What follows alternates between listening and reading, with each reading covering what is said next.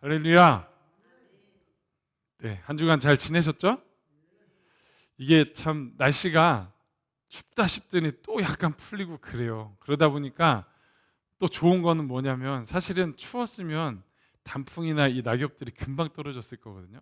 근데 이게 온도가 다시 올라가고 일교차가 심하다 보니까 제가 태조산에 갔다가 여러분 이거 보세요. 어떠세요? 색깔이 너무 이쁘죠? 이것도 그러니까 이런 식으로 지금 이따가 함께 저기를 갈 거거든요. 가서 딱 보니까 너무 나무 낙엽잎들이 울긋불긋하고 공기도 맑고 그래서 제가 막 힐링이 되더라고요.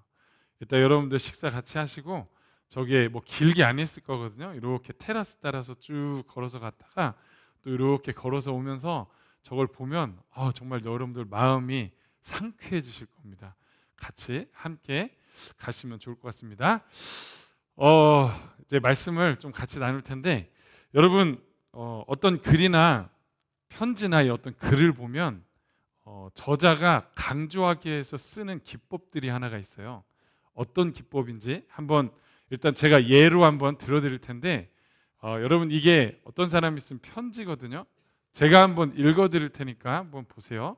사랑은 거창하지 않아요.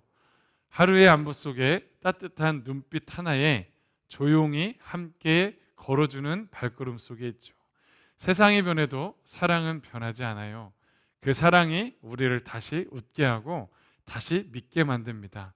오늘도 사랑으로 당신을 생각합니다. 되게 글이 좋죠? 여러분 혹시 여기에서 이 편지를 쓴 저자가 강조하고 싶은 내용이 뭘까요? 이 글에서 강조하고 싶은 내용.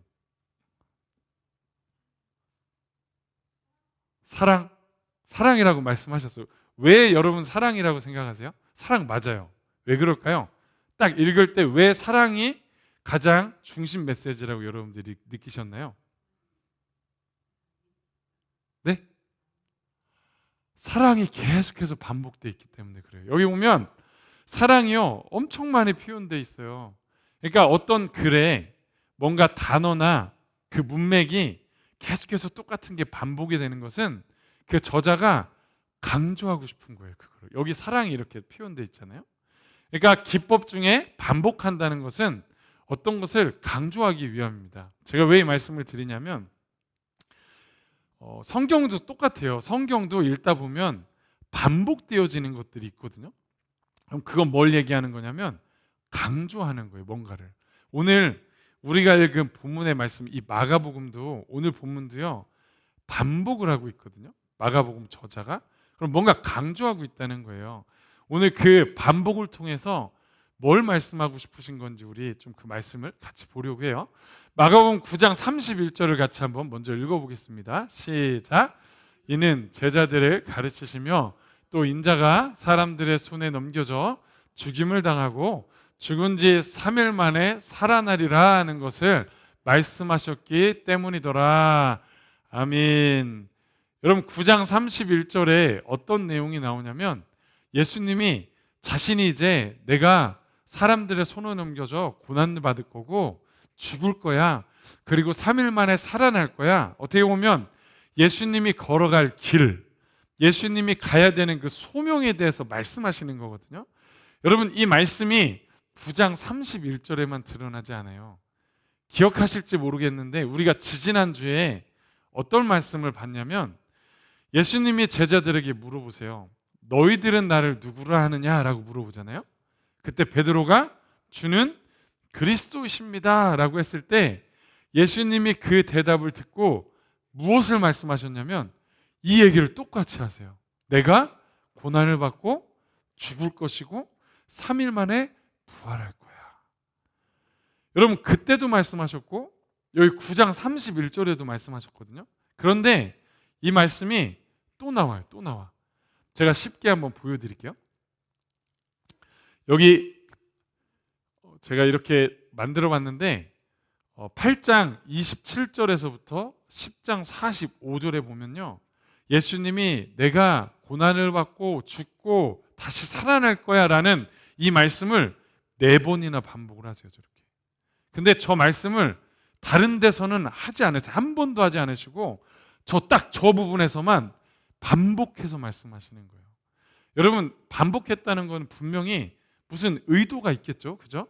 그런데 저 말씀을 반복해서 하실 때마다 제자들의 반응이 나오거든요. 제자들의 반응.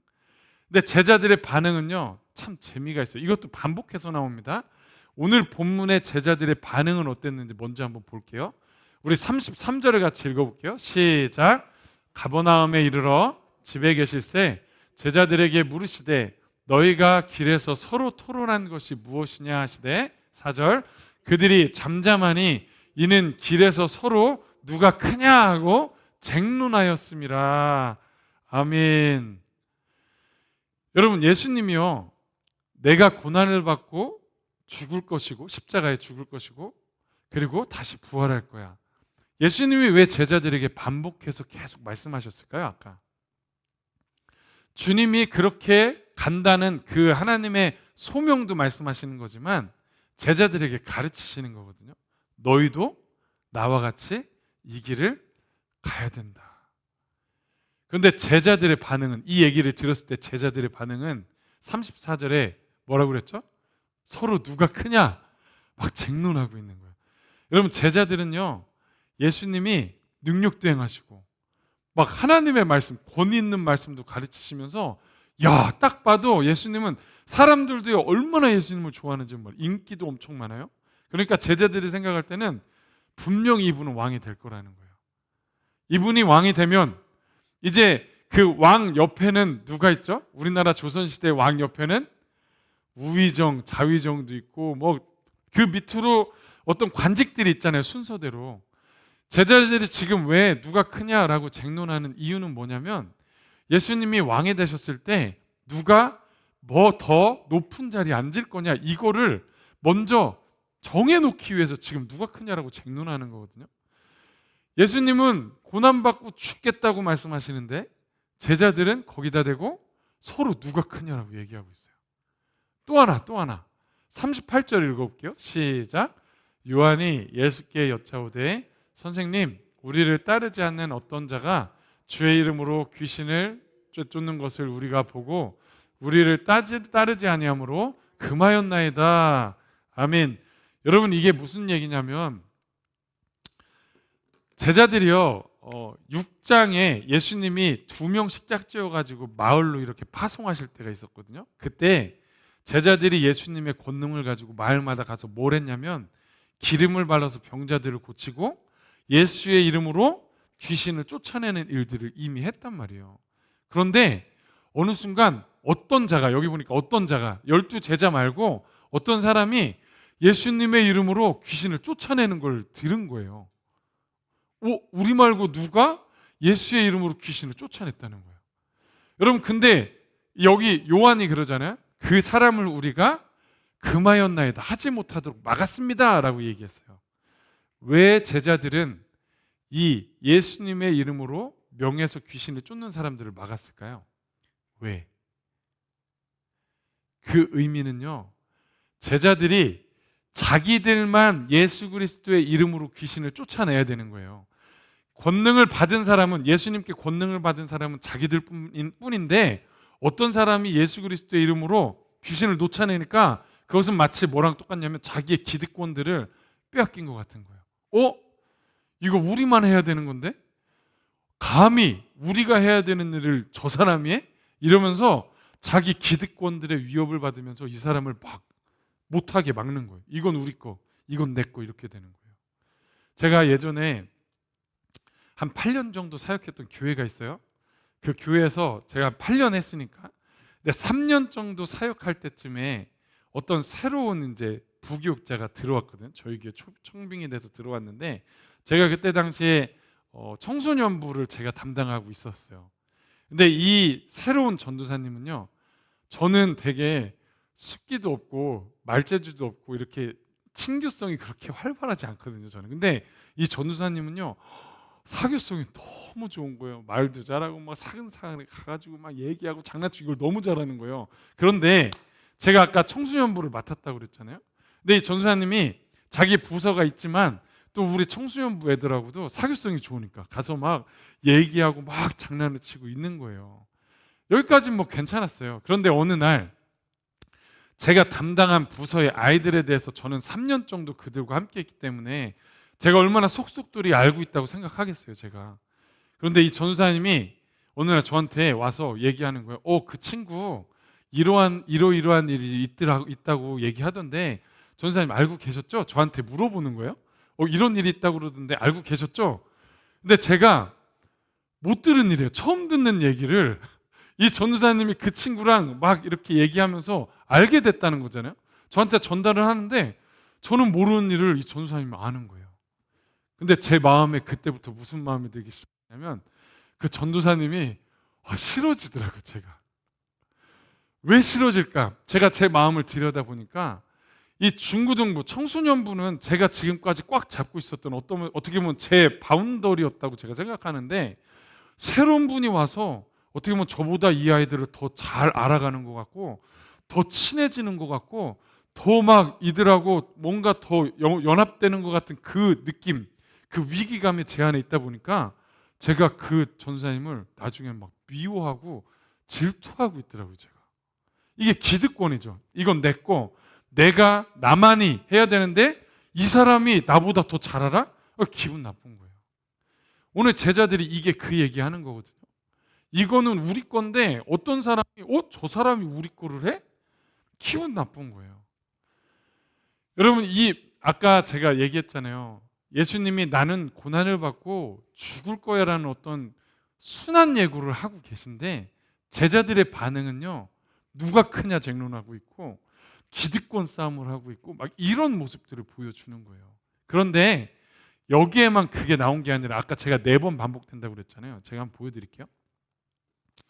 4번 반복될 때마다 그 다음에 나온 절들을 보면 계속해서 이런 반응들을 제자들이 보여요. 첫 번째, 붙잡고 항변했다. 아까 얘기했잖아요. 내가 죽고 부활할 거야 라고 했더니 베드로가 막 붙잡고 지지난주에 붙잡고 항변하잖아요. 막 안 됩니다. 그럴 수 없습니다. 왜 안 될까요? 예수님이 왕이 돼야 되거든요. 그래야 자기네들이 높은 관직에 올라가서 성공을 이루거든요. 항변하는 모습. 또 2번째, 내가 고난받고 죽고 부활할 거야 했더니 산 위와 산 아래에서 정말 미련한 모습들을 계속 보여주는 모습을 보여주고요. 3번째는 오늘 얘기고 4번째도요.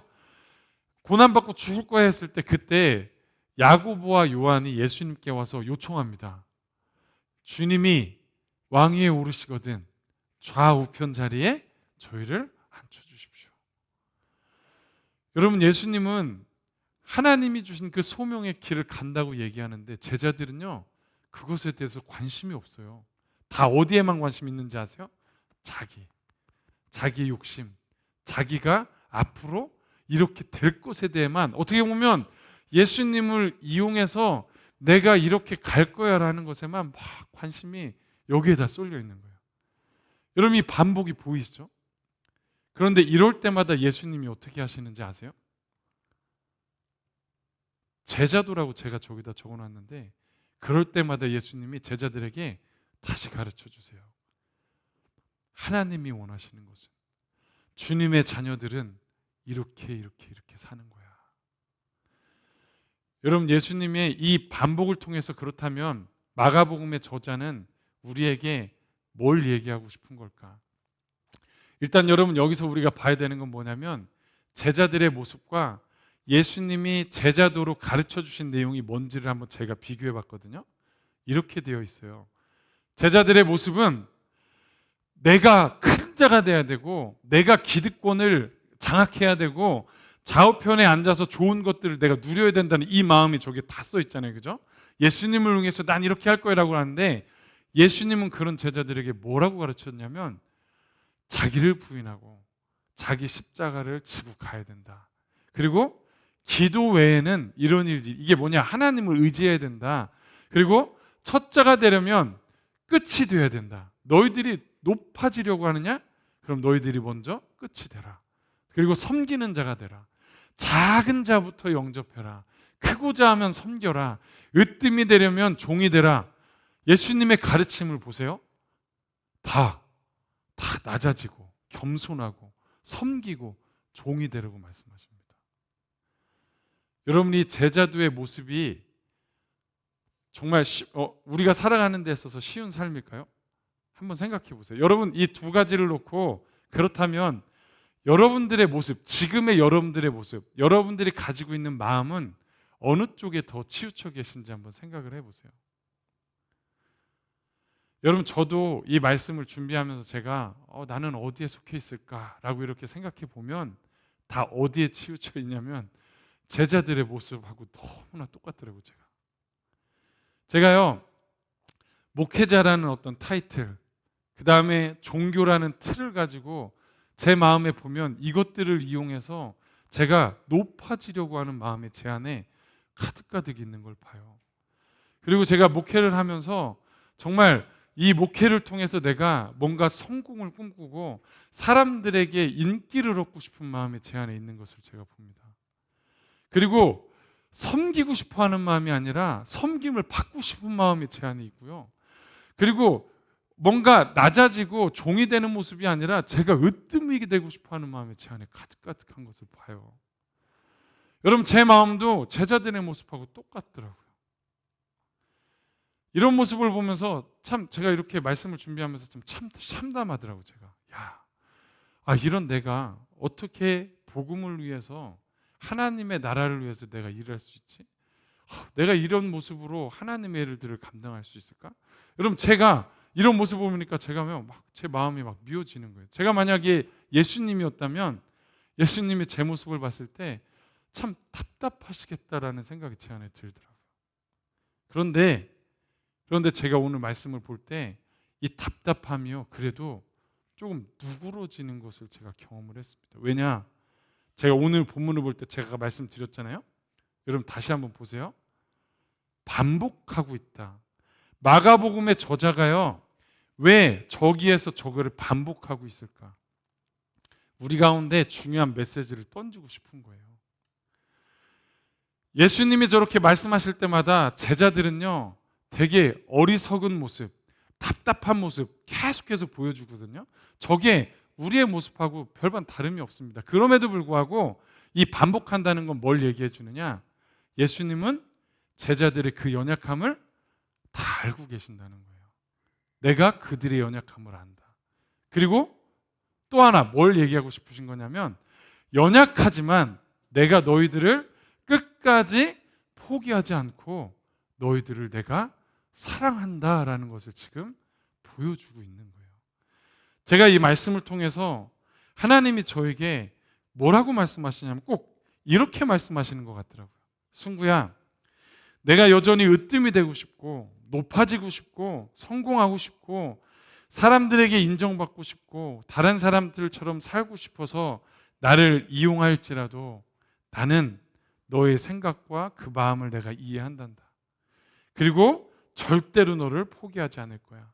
12 제자들을 끝까지 사랑한 것처럼 내가 너를 끝까지 사랑할 거다라고 말씀하시는 것 같았습니다. 우리 사랑하는 성도 여러분, 예수님은요 여러분들이 제자들처럼 어리석고 뭔가 부족할지라도 예수님은 끝까지 여러분들을 사랑하신다고 말씀하신 줄로 믿습니다. 여러분들을 변함없이 끌고 가신다고 말씀하시는 거예요. 여러분 이 예수님의 사랑을 기억하시길 바라요. 그러면 우리는 그럼 여전히 이렇게 변하지 않고 저도 오래 신앙생활 했음에도 불구하고 그런 마음들이 여전히 있잖아요. 그러면 이런 모습으로 쭉 가냐는 거예요. 여러분 이 반복이 얘기하는 두 번째는 뭐냐면 제자들이 변하지 않고 저렇게 살다가 죽는 걸 얘기하는 게 아니라 예수님이 제자들을 계속해서 가르치시잖아요. 결국 예수님이 끝까지 그들을 가르치시고 이끌어서 주님이 가시는 길로 제자들을 이끌어 가시겠다라고 말씀하고 계시는 거예요. 여러분 제자들의 모습을 보세요. 여기에 어리석은 모습으로 가다가 나중에 예수님이 죽음 앞에 섰을 때 어떻게 했냐면 배반하고 그 죽음 앞에서 다 도망갔습니다. 여러분 그랬던 제자들이 나중에 사도행전에 보면 어떻게 바뀌어 있냐면 하나님 나라의 확장을 위해서 제자들이 생명을 걸고 주님의 길을 걸어가는 걸 볼 수가 있어요. 어떻게 그런 일이 발생할 수 있죠? 예수님은 끊임없이 저렇게 계속해서 반복해서 제자들을 가르치시고 이끄시고 가르쳐 주시고 이끄시고 만들어 가셨기 때문에 그래요. 마찬가지입니다. 우리가 지금은 믿음이 없어 보이고 연약할지라도 주님이 우리를 사랑하시기 때문에 끝까지 우리를 주님의 길로 이끌어 가시는 줄로 믿습니다. 여러분, 하나님의 나라, 예수님이 맨 처음에 하나님의 나라가 이 땅에 임한다고 했을 때 하나님의 나라가 임하는 것을 누구를 통해서 하나님이 원하시는 거냐면 이제는 저와 여러분들을 통해서 이 일을 하고 싶어 하시거든요. 그런데 이 하나님의 나라가 언제 임하냐면 지금 저기 제자들의 모습 있잖아요. 누가 크냐, 누구 편이냐, 좌우편의 자리 막 이렇게 자기의 욕심을 따라서 살아가고 그것을 위해서 힘쓰는 사람들을 통해서는 하나님의 나라가 이 땅에 이루어지지 않아요. 어떤 모습일 때 나타나냐면 저렇게 겸손하고 낮아지고 섬길 때. 우리가 타락하기 전에 에덴 동산의 모습은 저 제자들의 모습이었어요. 그런데 인간이 타락하고 죄가 들어오면서 어떻게 바뀌기 시작했냐면 저 지금 제자들의 모습처럼 바뀌기 시작한 거거든요. 여러분, 우리가 저렇게 제자들의 삶으로 바뀌기 시작할 때 하나님의 나라가 우리를 통해서 이 땅에 임하는 줄로 믿습니다. 예수님이 바로 이것을 위해서 우리에게 계속해서 가르쳐 주신다는 거예요. 말씀하신다는 거예요. 그런데 이럴 때 가장 중요한 게 있어요. 지금은 우리가 변화되지 않는 것 같고 믿음이 없지만 이때 가장 중요한 것은요, 바로 이런 예수님의 말씀을 듣고 계속해서 예수님의 가르침이 선포되어지는 이 예배의 자리, 교회 공동체의 자리를 우리가 계속해서 떠나지 않고 머물러 있는 것이 정말로 중요합니다. 제가 아까 제자들 얘기했잖아요. 제자들이 변화될 수 있었던 이유는 뿔뿔이 흩어진 다음에 각자 그냥 떠나고 끝난 것이 아니라, 여러분 복음서 마지막에 보세요. 그들이 흩어졌다가 두려워서 다시 다 같이 모여요. 그들이 모여 있어요. 그러면 무슨 일이 일어나느냐? 부활하신 예수님이 그들 가운데 나타나셔서 다시 가르쳐 주시고, 사도행전에 보면 그들이 모여 있을 때 또 성령님이 그들 가운데 임재하셔서 그들에게 또 성령님이 가르쳐 주시고 하면서 그들이 계속해서 변화되어지기 시작합니다. 이거예요. 중요한 것은요, 우리가 계속해서 주님이 원하시는 그 공동체 안에, 믿음의 공동체, 교회죠, 예배죠, 이곳에 우리가 계속해서 끊임없이 붙어 있을 때 하나님이 어느 순간 성령님을 통해서 우리를 변화시켜 간다라고 말씀하시는 겁니다. 여러분, 요한복음에 보면 이런 말씀이 있습니다. 15장 5절 같이 읽어볼게요. 시작. 나는 포도나무요 너희는 가지라. 그가 내 안에 내가 그 안에 거하면 사람이 열매를 많이 맺나니 나를 떠나서는 너희가 아무것도 할 수 없음이라. 아멘. 분명히 말씀하는 거잖아요. 나는 포도나무, 예수님이 나는 포도나무요 너희는 가지니, 나무에 가지가 붙어 있을 때 열매를 맺는다는 거예요. 만약에 나무에 가지가 떨어지면 어떻게 될까요? 말라 죽어요. 그냥 말라 죽고 끝나버립니다. 마찬가지입니다. 우리가 예수님 안에 붙어 있는다는 건 뭘까요? 예배하는 이곳에 계속해서 우리가 붙어 있는 걸 얘기하는 거고요. 교회 공동체 안에 계속 모이기에 힘쓰면서 붙어 있는 걸 얘기하는 거예요. 이렇게 붙어 있을 때 어느 순간, 우리가 그때는 알 수 없지만 어느 순간 하나님이 우리의 삶에 깨닫게 하시고 우리의 성품을 변화시켜 주시고 하나님 나라의 뜻을 깨닫게 하시고 하면서 우리가 조금씩 변화되어져서 마침내 예수님이 가신 길을 우리도 갈 수 있도록 주님이 이끌어 가신다는 사실을 믿으시기 바랍니다. 왜 이게 가능하냐?